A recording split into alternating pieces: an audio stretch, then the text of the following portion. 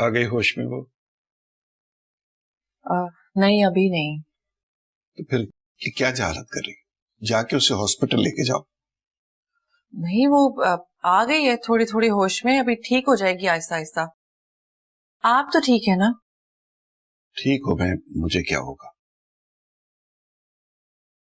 मैं कॉफी बना कर लाती हूँ आपके लिए। भाई उसे जाके देखो, कॉफी रहने दो प्लीज।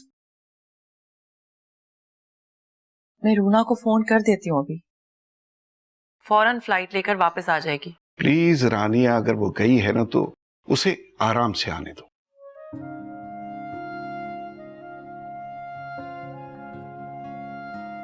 आप मुझसे बहुत नाराज है ना?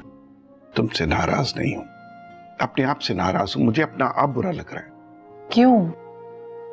इसलिए कि मुझ में और कुलसूम में कोई फर्क नहीं है। मैं भी उसकी तरह ये नहीं जान सका कि वो रूना है या चांदी। मैंने उसके कभी सर पे हाथ रखा ही नहीं, मुझे पता ही नहीं है। कितना बदनसीब बाप हूं जो अपनी बेटी के बारे में इतना भी नहीं जानता।